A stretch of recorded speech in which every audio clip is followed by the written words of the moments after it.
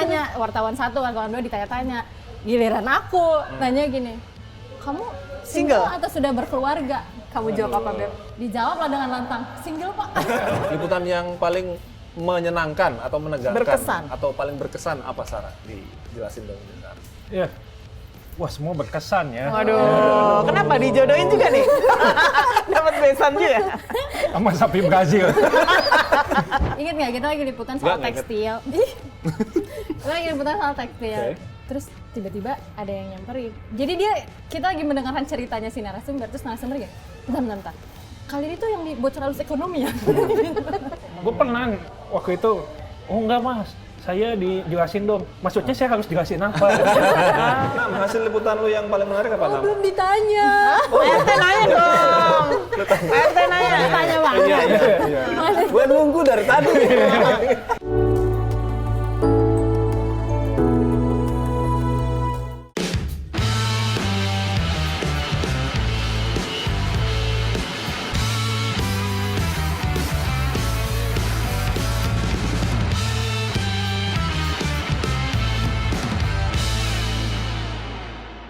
Hai guys, balik lagi dijelasin dong bareng gua Hairul Anam dan Halo Retno. Dengan Goida, Findri Florentin. hari ini agak spesial.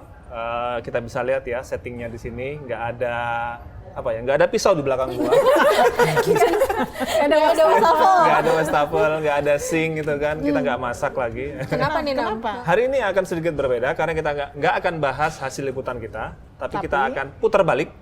Itu programnya Devi sama Praga.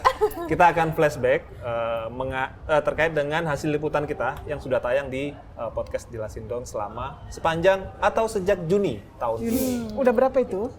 Udah sekitar 28 episode ya. Wah. Wah, Panjang banyak juga. ya ternyata. Iya. Kerasa nggak? Ya begitulah. Nah ini nggak hanya soal flashback nih, tapi kita juga akan menjelaskan soal kecap dapur. Jadi biasa kalau di Tempo itu, kecap dapur itu tentang di balik liputan. Jadi kita akan cerita pengalaman kita semua ya, yang seru-seru nih terutama nih.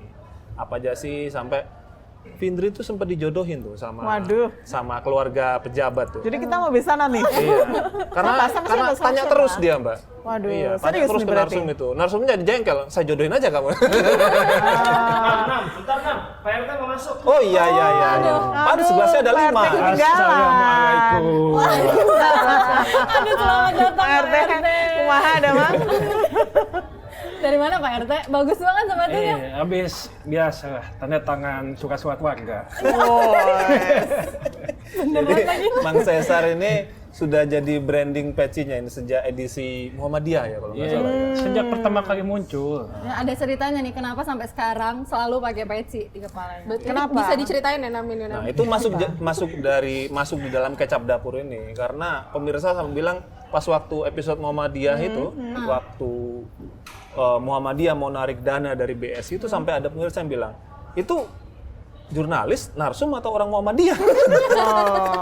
Kayaknya harus diklarifikasi jadi saya Akbar Muhammadiyah atau bukan? Bukan penyusupan kan? Bukan Harus penyusupan. dijawab nanti. Nah, jadi berhubung karena Cesar datangnya paling telat, nah kita tembak langsung. Liputan yang paling menyenangkan atau menegangkan Berkesan. atau paling berkesan apa Sarah? Dijelasin dong ini Sarah. Iya. Wah, semua berkesan ya. Waduh, kenapa dijodohin juga nih? Dapat besan juga. Sama sapi Brazil. Enggak. Ya tentu yang paling berkesan, yang paling pertama kali ya, kita muncul, berarti gue itu episode kedua. Episode kedua. Oke. Pertama kali muncul, kalau gue kan Tapero gitu ya. Episode pertama. Gue itu Muhammadiyah waktu itu, yang episode BSI. Tapi pas Muhammadiyah season kedua, ya Muhammadiyah menerima tambang gue juga. Nah akhirnya pada saat itu kan urusan Muhammadiyah gue lagi kan. Gitu Jadi kan. ikon ya. Icon. Akhirnya pemirsa pun bertanya-tanya yang kata lu tadi, ini Muhammadiyah apa siapa nih sebenarnya nih? Kok kayaknya nggak tahu? Ya, memang klarifikasi, gue sih bukan anggota Muhammadiyah. Tapi punya Punya KTA. KTA nggak? Nggak punya. Besok dapat KTA. Nggak ada yang nanya juga, lu sehari-hari pakai peci emang? Itu kan sebenarnya kenapa pakai peci? Ya supaya menyesuaikan dengan tema waktu itu. Gue lama-lama jadi nyaman. Oh, oke. Iya. Sempat pecinya hilang kan Bang, terus lo Sempat waktu itu pas pecinya hilang, gue kayaknya kurang viewersnya kurang tinggi. Gitu. jadi jimat juga ya peci. Iya, iya. Ya waktu episode Muhammadiyah itu memang kita akhirnya gue sama lu ya namanya gitu ya, kita liputan bolak-balik yang pas tambang bersama dengan kita kirim tim kita di Jogja. Ya menarik sih karena memang kita akhirnya bertemu dengan narasumber dan itu termasuk awal-awal kita mulai syuting, mulai ngobrol-ngobrol, dijelasin dong. Biasanya kita nulis doang nih, disuruh cerita-cerita. Ya, jadinya masih kaku-kaku banget ya kan. Kayak kanebo kering ya? Kayak kanebo kering. Makin kesini makin luas lah gitu. Kita semua lah. Terutama Mas Ular Keket. Ya kan buat menyaingi teman-teman yang Islami. Gara-gara ini kan kita Gara-gara liputan BSI juga, Muhammadiyah juga. Ada kaitan nggak? Nggak ada. Jadi mau dipanjangin sampai mana tuh? Tapi gara-gara ini juga dapat komentar dari menteri. Kenapa? Diomelin terutama. Lebih tepatnya diomelin bukan dikomentarin.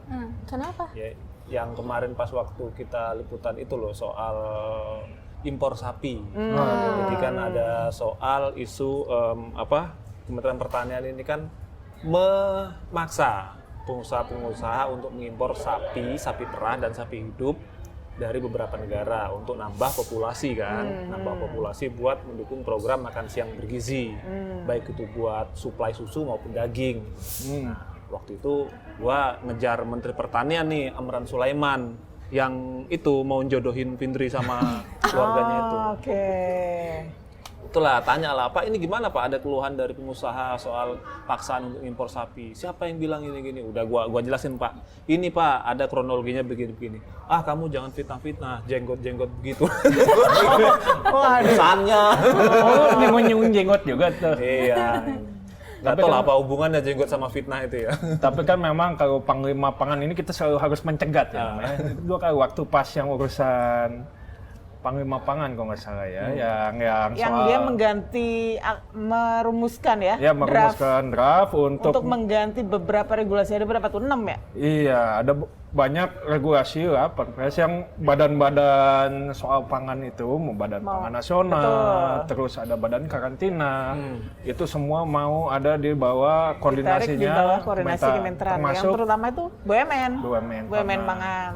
Nah, untuk bisa kita mengajukan wawancara nggak tembus akhirnya kan kita cegat juga ya di sana di kantor Kementerian Pertanian. Kita memang sibuk menanam gitu kan. tanam. Yang ada lagi apa tuh? Barikade? Brigade Pangan. Brigade Pangan. Kan Panglima harus ada brigadenya. Nggak ada, bukan Panglima. Ini gongnya di Findri nih. Digongnya di Findri. Lu gimana jadinya? Enggak, ini sekalian. Sudah WA-an sama itu calon. Kalian klarifikasi nih ya. Kenapa? Ya, jadi ceritanya pas Panglima Pangan itu, kita sebenarnya udah dengar info jauh sebelum akhirnya liputan kita jadi kan. Jadi rencananya tuh waktu itu sekitar bulan Oktober kalau nggak salah, akhir Oktober, terus kita dengar info dari narasumber kalau ini nih ada rencana mau mindahin BUMN ke Kementan gitu kan. Main ke Kementan nyari info karena denger itu kan. Suatu hari ada konvers. Bukan nyari jodoh ya? Nyari info ya tolong. Sembari. Sekalian juga nggak apa-apa, namanya juga usaha. Enggak. Pokoknya nyari informasi, datang ke Kementan. Ada konferensi pers, terus abis konferensi pers tuh Amran Sulaiman bilang, ayolah wartawan kita duduk bareng terus makan siang bareng. Jarang-jarang kan ada kesempatan kayak gitu. Itu berarti buat wartawan tuh moodnya lagi bagus berarti. Waktunya nanya semuanya gitu. Tapi ternyata di forum kayak gitu tuh buat menteri bukan cuma kita yang punya banyak pertanyaan, tapi mereka juga ternyata punya banyak pertanyaan, nanya-nanya. Nanya balik. Soal pribadi wartawan, kayak dia penasaran, lo sehari nulis berapa berita gitu. Kamu sehari itu kalau cara kerjanya gimana? Dia minta gantian aja. Pak, Bapak jadi wartawan, saya jadi menteri. Harusnya dikasih buku itu ya. Tapi Panglima kepo juga ya? Panglimanya kepo, dia nanya wartawan 1, wartawan 2 ditanya-tanya. Giliran aku nanya gini, kamu single atau sudah berkeluarga? Kamu jawab apa, Beb? Dijawab lah dengan lantang, single Pak. Dengan bangga. Kirain single apa ganda campuran? Badminton dong. Dengan bangga. Nggak mikir apa-apa, asal nyaut aja gitu. Terus dia malah nyautin gini, kamu suka yang matang atau yang suka diajak kerja keras bersama? Duh, karena aku masih punya misi, aku mau nanya soal BUMN pangan, jadi mikirnya ya udah cepet-cepet aja lah alihkan. Dijawab lah dengan lantang juga, yang matang Pak. Gitu. Iya. Ternyata jawaban itu salah karena Jadi makin panjang itu ya. iya, jadi dia cerita kalau ternyata ibunya itu senang ngejodohin orang. Oke. Ternyata Comblang ya berarti. ternyata dia juga senang punya kesenangan yang sama. Oh, Iya. panglima kita Menurun hobinya. Jadi hobi juga tuh hobi. Bener. Akhirnya salah banget jawaban aku. Akhirnya Ditawarin tawarkan lah dia. direktur. Ya bener sih mateng. Nggak berani nyebut siapa, tapi dia bilang rekan kerjanya ada nih yang single, ditarik lah. eselon berapa? Ketahuan dong. matang, oh ya udah. Diajak lah bapaknya ke ruangan. Oh, Bapak, guys. Ya, masa ibu? Masa ibu? Kan matang. Oh, matang. Ya matang. Duh, karena udah mulai panik kan, beneran ada orangnya nih. Ya udah akhirnya, jadi awalnya kita duduk seberangan gitu, aku sama Menteri. Amran duduk seberangan, terus Pindah dong. Amran bilang, kamu duduk sebelah sini. Wow, apa rasanya di sebelah? Biasa Panglima. aja. Sebelah Panglima. Terus Panglimanya ngomong gini, Itu banyak wartawan tuh. di depan wartawan, jadi di meja gitu Mbak. Meja, karena kita sambil makan siang gitu kan. Terus aku disuruh pindah di sebelahnya, terus di sebelahnya tuh bapak itu. Karena aku udah mulai deg-degan nih, waduh beneran ada orangnya. Aku bisikin sama Pak Amran, Pak, yang ini kematangan. Waduh, itu namanya overcook dong. Overcook. Ternyata salah juga kayak gitu. Karena nggak mikir kan, asal ngomong aja, pokoknya pengen cepet-cepet ganti isu deh gitu. Jangan Kalau isu. pisang tuh udah mulai item-item tuh. Muncul bintik-bintik tuh ya. Justru itu yang lebih yang paling bergizi tuh, Mang. Bukan yang agak-agak yang Over masih hijau. glukosanya. Dia membela kan dia matang juga. Merasa matang. Lanjut. Salah ternyata jawab kayak gitu. Terus apa Terus kata? dicari yang lain. Nah, udah dikasih beneran yang belum matang. Dia bilang ini ada anak saya katanya, ganteng, Saudara tinggi, gitu ya? direktur perusahaan tambang kayak gitu. Menarik. Dikasih lah fotonya, dikasih fotonya nih. Iya. Terus dia kasih lihat ke wartawan lain. Oh. Ganteng nggak? Ganteng nggak? Mantap, mantap. Kamu jadi pertunjukan hari itu. Terus Demi secari berita. iya, aku bilang karena udah capek banget nih diolok-olok gitu kan. Udah oke Pak, boleh deh gitu. Aku jawab gitu. Terus mencoba mengalihkan lah, bertanya nih, mau nanya serius nih soal isu Kementan. Dia bilang gini, kamu nggak boleh nanya sebelum nyatet nomornya. Jadi kamu harus nyatat Terus nomor. akhirnya dicatat nomornya. Dicatat nomornya dan dia terus-terusan ngisengin. Habis itu ditelepon lah orangnya, sampai video call lah gitu. Waduh. Itu Berarti posisi. kita besok siap-siap kondangan di auditorium Nah, Kementan. itu dia. Itu posisi dia tahu nggak kamu dari Tempo? Berlanjut ya nih? Tahu, Tahu makanya jadi pas- saksinya.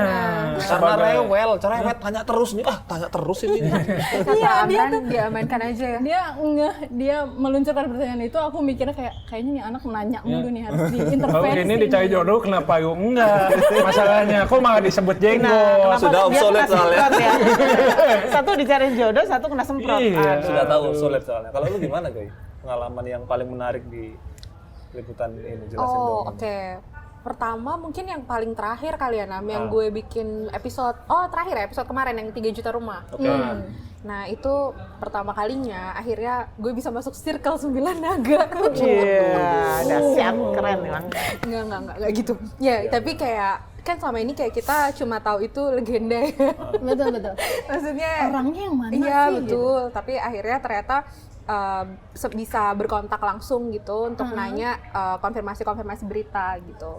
Dan ternyata cukup responsif ya, walaupun pakai orang-orang Juru bicara kepercayaan ya. juga ya, juru bicara, tapi orang dekat juga untuk nyampein dan menyambungkan gitu. Dan juga itu membuat gue yang biasanya main cuma di Jakarta Pusat, Sudirman Tamrin, terlempar ke Teluk Naga. Teluk Naga. Teluk Naga di Tangerang ya? Iya benar. Iya betul. Benar di Tangerang.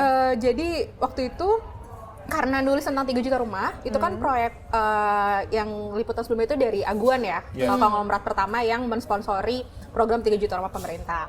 Nah, itu lokasinya di Teluk Naga. Jadi kan kalau Tempo itu ketika nulis berita itu khasnya itu salah satunya ada reportase. Nah, itu kita harus datang langsung untuk lihat, untuk mereportasekan seperti apa. Nah, waktu itu datang ke lokasi tempat akan dibangun. Waktu itu gue datang pagi-pagi gitu. Itu memang untuk melihat ya kayak lokasinya itu seperti apa. Ada naganya nggak? Tidur kali ada masih pagi. Patung naga. Kan di sini. Iya, jadi waktu itu sih udah ada aktivitas kayak traktor buat mondar-mandir, tapi terus kayak gue melihat kayak ini jalannya masih sepi dan gak ada angkutan umum, kayak gitu Itu tuh semua. yang lahan milik Lahan ini milik ARA, Mbak, milik Menteri Perumahan. Perumahan, Maro Araf Maro Sirait, Sirait. yang dihibahkan, Dihibahkan. betul. Nah ini kita expose lokasinya di situ kayak gitu. Itu sih cukup menarik sih menurut gue karena tadi bisa masuk circle 9 naga gitu. Walaupun belum sampai ngeliat naganya ya. Belum nih. Mereka tuh bilang mereka bukan naga sih. Apa? Di salah satu di wawancara majalah Tempo ya. Mereka bilang mereka tuh cacing. Waduh. Oke. Jadi salah kalau bilang mereka naga. Mereka Cacing tuh nggak bisa saya dilihat. Merendah. Oh, Itu merendah ya namanya. Merendah untuk meninggi. cacing tuh justru bisa kemana-mana. Licin. Gak terdeteksi lagi. Licin, betul. Nggak bisa dipegang. Kalau naga kemana-mana ketahuan. Betul. Selain itu apa? Selain ini. Ini paling ya, salah satu yang kemarin sempat ramai juga Sritex. Sritex. Jadi gue itu pernah lumayan punya kedekatan jilbab nih lu sama Sritex? Sritex. Nggak tahu sih sejujurnya. Cina sih kemarin. Tekstil impor. Waduh, lo yang membuat industri tekstil. Betul. Yang bikin Berdarah-darah. banjir Ini gue dibully nih. Jangan salahkan pembeli kalau Ini milih barang lokal yang lebih guys, murah. ini lokal guys. Ya. Gitu. Jadi boleh Cina iklan? apa lokal? Enggak, lokal. Oke, Coba oke. dicek. Sritex gimana? Lokal Sritex? guys, lokal. Beneran ada tagnya. Ada tagnya kan? Nah. Sritex Di gimana? Indonesia. Sritex gimana? Oh ya sorry, Sritex itu, jadi tuh gue tuh dulu zaman tahun 2019 itu pernah wawancara Pak Iwan Lukminto. Iya. Waktu itu mereka lagi gagah-gagahnya. Iwan yang mana ya nih? Ada 2 Iwan. Oh betul, yang Semua- kakak, yang iya. sekarang jadi komisaris. Iwan Setiawan. Setiawan. Iya. Nah itu di kantornya di Equity Tower di SCBD. Waktu itu gue wawancara Koran Tempo dulu, waktu masih ada Koran Tempo, Iya. itu ada rubrik CEO. Sekarang Nah, juga masih, tapi brandingnya Sekarang berbeda. harian. hari yang kita sebut. Ya, oke.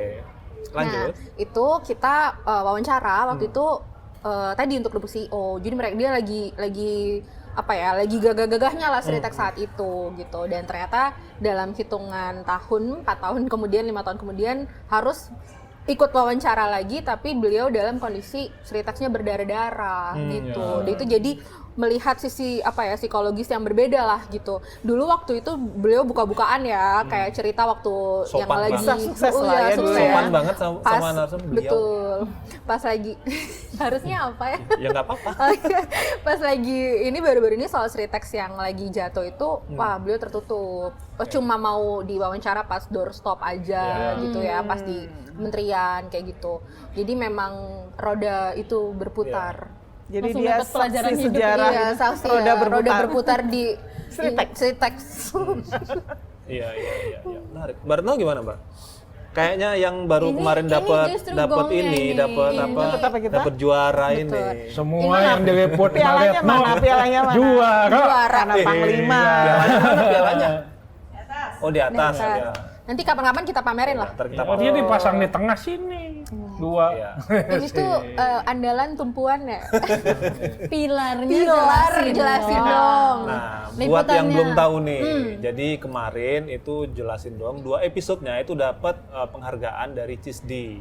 2 episode. 2 episode, Yeah. juara 1 dan juara 2 gitu ya. Keren. Jadi yang juara 2 itu episode untuk yang polemik cukai, penerapan cukai kan. Waktu itu kan sempat ada rencana bukan rencana, penerbitan PP kan, peraturan pemerintah soal penerapan perluasan cukai termasuk gula, garam dan lemak. Di episode itu. BBL. Itu juara 2. Yang juara satunya itu soal yang diliput oleh Mbak Retno dan tim. Jadi soal ini ya, Waspada roti berbahaya. Waspada, betul. roti berbahaya. Waspada roti berbahan pengawet berbahaya. Waktu Oh, itu kalau iya. nggak salah ini Mbak ya, bahan pengawetnya yang dipakai bahan pengawet yang ada di Sodium. kosmetik ya. Ya, diduga sodium pengawet. dihidroasetat. Betul, Nah, itu ini namanya. pinter nih, Pak RT nih. Jadi gimana? ceritanya bisa Dapur kecapnya? dapet Kecap informasi? dapurnya. Kecap Bunda. dapurnya. Silakan. Ya, jadi waktu itu kita dapat informasi, dapat curhat lah ya. Gua sama Mamang nih sebenarnya, sama Pak RT. Pak RT. Pas banget. Warganya lapor kita ya. mah sidekick aja kita.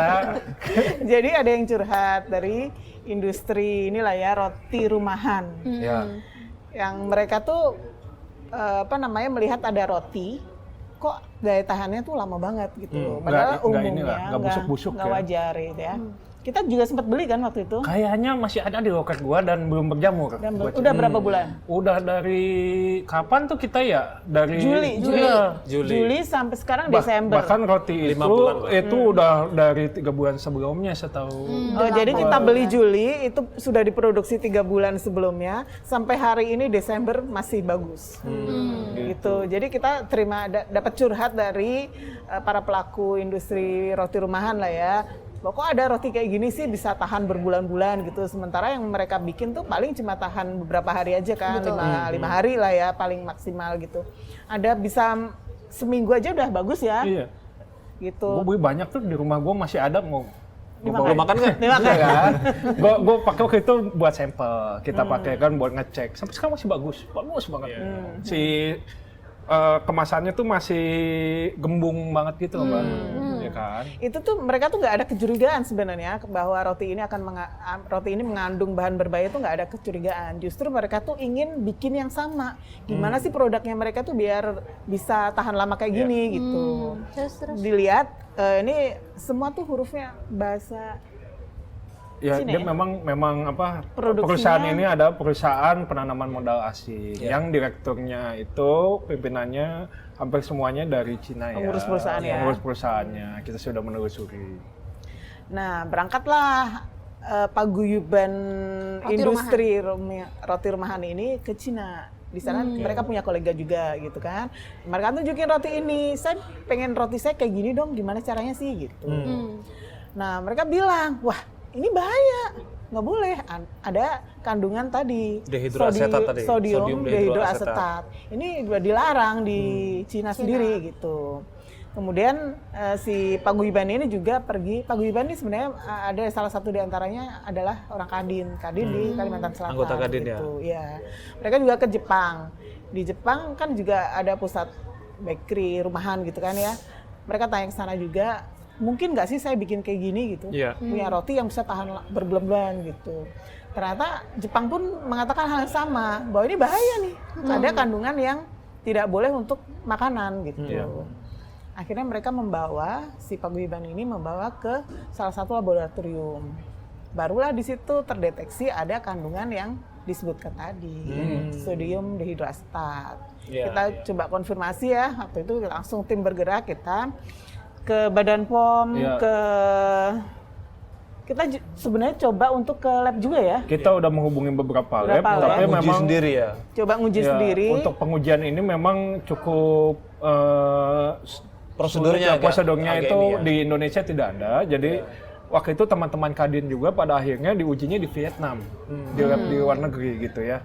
Sehingga akhirnya ya kita melakukan penelusuran ulang saja gitu ya. Karena itu pabriknya ada di Bandung, di Kabupaten Bandung, itu kita juga ya tim kita yang ada di Bandung itu Kita kerahkan juga ya. kita kerahkan juga untuk meluncur ke 2 pabrik ini yang ada di kawasan Kabupaten Bandung dan menemukan bahwa memang beberapa hari sebelum kita datang ke sana itu ya BPOM ke situ juga gitu ya, melakukan sidak. Pada akhirnya salah satu merek roti itu kan akhirnya sama BPOM nggak boleh beredar ya. Betul. Setelah diuji ulang ya. Setelah diuji Ternyata ulang. benar, Yang ternyata Oko. mengandung zat itu ya. Itu walaupun yang satu lagi enggak. Padahal ini sebenarnya secara lab itu dua-duanya tuh kita mendapatkan informasi yang sama Yang bahwa punya kandungan yang sama. Gitu ada Tapi zat anehnya, pengawet itu. Anehnya hanya salah satu. Betul. Waktu kita konfirmasi ke Badan POM juga sempat ada semacam resistensi gitu ya. Agak nada Mereka tinggi ya, Mbak. Nah, itu dia. Mereka bilang kan mereka sudah melakukan pengawasan secara reguler. Dan tidak perlu cerita ke Tempo. Tapi mereka biasanya nggak menemukan apa-apa. kalau liputan kan karena banyak isu yang sensitif sebenarnya yang kita liput ya. Kalau nanggepin orang-orang yang tadi misalnya nada tinggi gitu, biasanya gimana sih? mundur kah, jadi takut kah, terus besoknya aduh jadi malas lagi liputan, atau dia udah biasa, udah kebal gitu sekarang pastinya? Kebal ya. Kebal.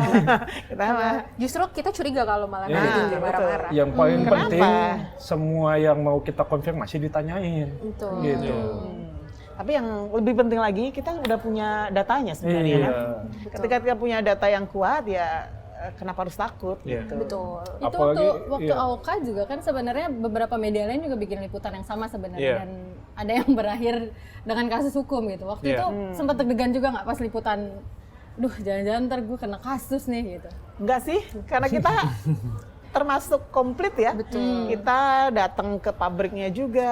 Reportase dapet. Reportase komplit, Bahkan konfirmasi Nggak cuma komplit. ke pabrik, tapi juga ke itu Mbak, industri rumahan yang Ya, terdampak. sentra Kita tugaskan UMKM. juga sentra UMKM yang di Kopo. Di Betul, Kopo betul. itu kita mendapatkan cerita bahwa pabrikan ini ngedrop itu pas di Gencar. depan gang. Betul. Di depan gang tempat produsen roti ini Lokal. iya, produsen lokal ini memproduksi rotinya tiap hari. Artinya baru keluar dari panggang langsung bersaing sama roti pabrikan. Yang daya tahannya Wah, berbulan-bulan. iya, iya, berbulan. Akhirnya mereka juga akhirnya jadi pembeli roti pabrikan ini Iya, daripada bikin mahal ya. Jadi reseller. jadi reseller. Nah ini ada yang menarik nih, kemarin pas waktu rame-rame liputan roti itu ya. Jadi ada pemirsa yang tanya nih, wah ini ceritanya supply-nya paling dari pesaing aja ini, kompetitor si roti AOK dan UKU-nya ini.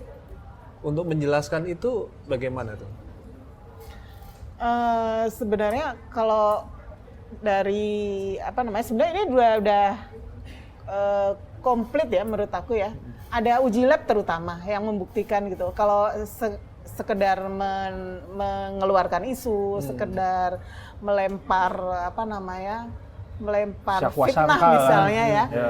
itu nggak disertai data laboratorium Betul. dong. Dan kalau dicek itu kan AOK itu termasuk yang paling hits ya, episode kita udah 700 ribuan lebih, itu komennya juga rata-rata tuh nyeritain hal yang sama loh, kayak Nah, kecurigaan yang betul. sama. Nah. Bahkan kalau dilihat Ada juga yang punya pengalaman yang sama ya tuh, kan? Iya, maksudnya kecurigaan-kecurigaan itu ternyata bersambut juga gitu, diiyakan juga sih sama publik gitu loh. Jadi sebenarnya ini sudah menjadi pengalaman publik juga ya. Betul. Cuma ini ada gongnya aja gitu. Iya, kita perjelas, kita buka. Jadi memang ini tugas kita ya sebagai wartawan untuk memperjelas sebenarnya. Justru dari liputan kita bisa membuktikan apa yang disangkakan concern publik masyarakat ya. gitu ya. Ketika publik Pak RT. publik itu cuman punya Pak RT ya Pak RT. Iya. publik itu kan cuma menduga-duga nih kenapa nih kayak gini. Nah, itu memang tugas kita gitu buat ngecek. Makanya pada akhirnya begitu ini keluar ya tentu gayung bersambut, semua juga pengen menanti jawaban dari kecurigaan mereka gitu kan. Betul. Bahkan aku sempat baca komennya itu ada yang pernah jadi pegawai di situ. Iya. Ah ya, Yang dia juga cerita hal yang sama sebenarnya. betul. Ya. Tapi belum sempat kita verifikasi apakah Betul, benar dia betul. sempat bekerja di situ atau enggak. Iya. Ya. Belum ada part 2. Iya, belum ada part 2. Tapi ngomong-ngomong sepatunya bagus nih. Waduh, Ini baru loh ini. Baru made in kayaknya. Bandung ini, made in Bandung. Endorse ya, endorse Lokal ya. ya. Iya, Lokal, iya. Mereknya lokal. apa Bang? Mereknya? Waduh, kawan saya yang Kawan. dagang. Pak Terus, RT Nam. dapat kirimannya. Nam, hasil liputan lu yang paling menarik apa, Oh Nam? belum ditanya. Pak RT nanya dong. Pak RT nanya. Tanya banget. Iya. Gue nunggu dari tadi. Gak ada yang tanya. Lu nanya terus soalnya. Udah diomelin sama Pak Mentan, Pak Panglima tadi. Jadi gimana apa yang menarik Nam? Dari tadi udah gua lirik-lirik. Pin, tanya Pin. Diem aja. Pengen ditanya guys. Pengen ditanya ternyata. Sampai Udah siap sepatunya ya. Pak RT dilirik. Jadi Vietnam ceritanya Nam. Kalau Mas Anam ada cerita Apa menarik liputan yang apa? paling menarik? Selain Banyak sih. di komentari jenggotnya. Iya banyak sih, tapi ada beberapa yang paling ini ya. Kebetulan kita kan mulai tayang ini kan mulai Juni ya. Nah rasanya kayaknya Juni Juni kesini tuh tidak terlalu banyak isu yang ini ya, yang Yang hot, yang keras. yang terlalu hot gitu kan. Mungkin sebelum Juni atau di tahun lalu mungkin lebih banyak. Pasir Tapi laut tetap masa nggak ada hot sih? yang menarik. Ada. Salah satunya pasir laut. Itu kan kita waktu itu. Sama Cesar tuh, pasir laut itu kan soal ekspor, ya pemerintah ngebuka keran ekspor pasir laut. Nah kita tuh curiga waktu itu polanya itu mirip-mirip kayak dulu misalnya di 2020 lobster, pembukaan keran ekspor lobster gitu kan, yang sebelumnya dilarang terus kemudian dibuka. Nah ini siapa nih? Pasti ada yang diuntungkan ini kan. Kita cek, kita beli sampai kita ngecek daftar nama perusahaan ya. Ya, kita dapat dari tim kita juga waktu itu di Batam.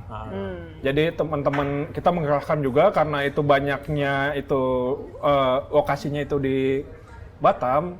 Akhirnya kita kirim juga tim Tempo yang ada di Batam untuk ngecek. Akhirnya dia dapat daftar nama tuh yang 66 daftar nama perusahaan yang akan izin. diberikan izin ekspor pasir pada saat itu. Verifikasi terakhir lah itu. Saking banyaknya kita ngecek satu-satu kan tuh. Waduh, awal-awal udah putus asa tuh.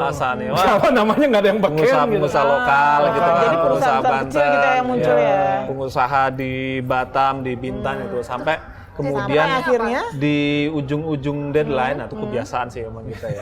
Makin mendekati deadline makin semangat. Menemukan ininya di ujung-ujung itu. Ketemulah nama-nama besar. Siapa ini? Oh, ada perusahaan yang komisarisnya itu anaknya Pak Rohmin Dahuri, mantan Menteri Kelautan. Walaupun dipakai katanya dicatut ya. Ya, walaupun kita ketika konfirmasi dia bilang, wah ini anak saya dicatut nih, saya nggak tahu apa-apa soal ini. Oh dicatut diam aja sih ya? Ya nggak tahu, karena enak dicatut. Ulet keket. Sama ini, ada lagi Dia serius? perusahaan itu ternyata pemilik sahamnya Prof. Yusril Iza Mahendra. Waktu itu belum dilantik jadi menteri. Nah kita cek ke alamat perusahaannya, ternyata benar berkantor di kantor Iza & Iza di SMBD. Jadi kantor law firm-nya Prof. Yusril. Kita kontak Prof. Yusril, Prof gimana Prof? Ini benar nggak Prof perusahaan yang punya? Oh ya benar. Mau mengajukan izin untuk ekspor pasir? Iya benar ya, karena saya juga bosnya swasta kan, jadi wajar. Oke. Namanya juga nyari cuan. Nah, terus yang ketiga nih yang agak seru nih, ada satu perusahaan yang kemudian setelah kita telusuri itu ternyata bagian dari Arsari Group gitu. Siapa itu? Bagian dari Arsari Group itu perusahaan miliknya Hasim Joyo Kusumo, yaitu adiknya Prabowo. Adiknya Presiden Prabowo. Langsung semangat ya? Semangat. Ini. Dan salah satu pengurusnya itu ponakannya, anaknya Hasim, keponakannya Prabowo. Iya. Itu Aryo Joyohadi Kusumo. Nah, waktu itu kemudian kita kontak orangnya Arsari untuk mengkonfirmasi, ini benar nggak perusahaannya Pak Hasim mengajukan izin? Nggak dijawab. Gitu. Walaupun sebetulnya kita udah cek ke beberapa dokumen dan sebagainya, ini memang perusahaannya Pak Hasim. Confirm ya? Iya, di bawah grup Arsari gitu. Terus kemudian setelah ternyata izin ekspornya keluar ya, perusahaan Yusril sama perusahaannya Pak Hasim nggak dapet. Iya. Mungkin karena udah ketahuan baru. Nggak perlu dibahas, dijelasin dong. Iya, kalau nggak ketahuan mungkin lolos itu. Tapi yang jelas perusahaannya nggak jadi dapat izin ekspor. Atau Cuman orangnya jadi menteri. Pending dulu kan? Pending dulu. nantilah kalau Ana meleng. Tanya lagi dong, apa lagi? Apalagi dong, apalagi. Banyak kita bareng-bareng sama Sesar. Yang soal itu Jet Kaisang. ini. Jet Kaisang. Ya. Gua Kenapa lu yang naik jet akhirnya? Iya. Ngarepnya sih naik jet. Ngarepnya naik jet. Iya. Pengen diajak, pengen nebeng. diajak makan sushi. Diajak makan sushi. Pak RT tebeng lah. Oh makasih. Itu tantangannya. gimana ceritanya? Nah, itu tantangannya itu liputannya itu adalah rame-rame jet itu kan sudah berlangsung beberapa waktu sebelumnya kan. Nah, jadi kalau kita nulis lagi apa yang baru gitu ya? Apa yang baru gitu. Nah, di Tempo kan selalu ditanya gitu. Lu mau nulis apa ini? Apa yang baru gitu. Agraris lu liputannya. Kalau nggak ada yang baru, Kalau nggak ada yang baru, wassalamualaikum. ya titip salam aja sama narsumnya kan. Terus. Nah, akhirnya kan itu jet punya siapa? Terus kemudian terbangnya berapa kali ke Solo, Jakarta, segala macam sudah diulas tuntas oleh netizen yang budiman, yang baik ya. Yang lebih jago daripada kita dalam mencari fakta. Iya. Terus temuan akhirnya kita? ya udah, ini kita harus menajamkan angle-nya nih. Jadi harus membuktikan benar nggak ada gratifikasi dari perusahaan-perusahaan yang disebut oleh netizen-netizen itu dalam hal Shopee terutama. Ya udah kita cek segala macam, beberapa narasumber ke orang-orang yang ada di industri itu segala macam. Betul ada tumpangan, terus kemudian sampai Gibran yang dulu belum dilantik ya. Waktu jadi wali kota. wali Ya, kota. waktu masih Wali wali kota kota, Solo. dia diajak ke Paris, kemudian kemana-mana oleh Shopee dan segala macam. Ya walaupun dibalut dengan kerjasama antara Shopee yang bikin acara UMKM di Paris, Dengan ngajak wali kota pemerintah. Solo segala macam, kayak gitu-gitulah. Yang cerita di Paris ada nggak? Ada. Yang minta pindah hotel. Ya begitulah. Tapi kan ya ada beberapa cerita yang banyak, tapi kan tidak semua bisa kita klarifikasi dan konfirmasikan. Jadi ya udah yang kita keluarkan yang bisa kita Yang sudah konfirmasikan. dikonfirmasi ya. Nah, ini cerita-cerita menarik kan sebenarnya ada di tulisannya majalah Tempo dan ada juga dijelasin dong. Jelasin dong kenapa kita harus nonton, jelasin dong. Kenapa kan sudah ada di dalam liputan ya, tapi tetap kita bahas juga. Karena biar butuh- menggait lebih banyak penonton nih. Iya, kenapa sih? Kenapa ya? Karena harus melihat visual kita yang PRT, Ya, boleh. narsis banget. Jadi dong, masuk. Gini aja, penjelasan gampangnya. Kalau baca berita ekonomi, bisnis, itu kan agak jelimet tuh, ribet, mengkerut. Nah, kalau ngelihat gua itu happy. Gimana nggak Keket, happy? ulet keket. By the way, kalian tuh lahirnya gimana sih ceritanya? Siapa yang lahir Oh, di mana? kalian. Gua lahirnya Sesar. wah, gua yang lain. Nggak jelasin dong tuh lahirnya gimana sih ceritanya gitu. Disuruh. Mau sih disuruh. Mau nyaingin bocor halus politik. Woi.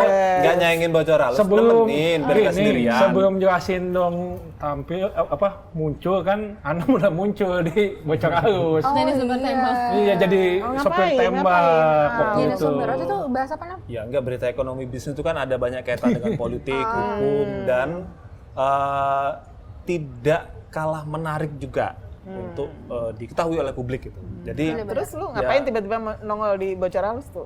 ya diundang sama Pram gitu kan. Ternyata viewernya oke. Ternyata viewernya oke Jadi karena mantap jadi- bikin sendiri aja. bukan mantep bikin sendiri, disuruh. Mana nih yang nyuruh nih? Bos besar nih. Bos besar, Bos besar ada, Kita bos kurang besar satu sebenarnya ya. Bos besarnya tuh. bos besar kita bersembunyi. Ya sebenarnya di balik kita ini ada yang ini ya, Ada yang menggerakkan. yang menggerakkan sebenarnya. Yaitu? Yaitu ada Ada yang bos besar. bos besar. Tapi gara-gara itu kita sering disebut ini bocor halus ekonomi ya. Itu gimana tuh, Vin? Sering dapet itu nggak? Jadi awal-awal liputan kan kita keluar, kita episode pertama Juni terus mulai rame lama-kelamaan. Ingat nggak kita lagi liputan soal Nggak ingat. tekstil? Kita lagi liputan soal tekstil. Oke. Terus tiba-tiba ada yang nyamperin. Jadi kita lagi mendengarkan ceritanya si narasumber, terus narasumber gini, bentar. Kali ini tuh yang di bocor halus ekonomi ya? Ajak selfie. Kita iyain aja deh. Brandnya bocor halus ekonomi. Sekarang saking terkenalnya saudara kita itu, orang berpikirnya oh ini bocor halus juga. Jadi tapi versi bahasnya ekonomi. ekonomi, Oke. bocor halus ekonomi. Gue pernah waktu itu, oh enggak mas, saya dijelasin dong. Maksudnya saya harus jelasin apa? PRT lucu juga ya. Itu beneran mbak, gua ini cerita true story gitu. Tapi satu lagi gara-gara Pak RT itu juga banyak yang bilang kita bocor halus versi Islami. Iya, nggak apa-apa. Iya. Karena mereka versi Kristen sama versi Katolik. Jangan gitu dong. Jadi intinya jelasin dong itu adalah upaya Tempo untuk membuat produksi produk Berita-berita. jurnalistik yang bisa menjangkau ke lebih banyak pemirsa, Betul. pembaca dan lain sebagainya. Khususnya berita Sekaligus ekonomi juga ya. Untuk, ya, untuk memudahkan. Iya. Dan Ini juga bagian dari diversifikasi produk. Ya, Memastikan jadi kalau gampang misalnya lah gitu kalau ya. misalnya masih kesel ngeliat, oh ini Cesar ngomongnya kayak begini, Mas Anam kok sering potong itu, Vindri kok mesam-mesem gitu kan? Ya namanya juga masih belajar ya kan. Tapi karena Perannya. pengalaman ini ya, karena pengalaman kalau misalnya nulis itu kadang-kadang kita nggak bisa nunjukin gitu ya dengan lebih jelas, dengan visual ini kita bisa nyeritain dengan lebih lebih jelas. Misalnya waktu susu ikan kan inget kan, gue udah nyobain sampai itu Pokoknya kan. depan kamera dan tidak dipotong.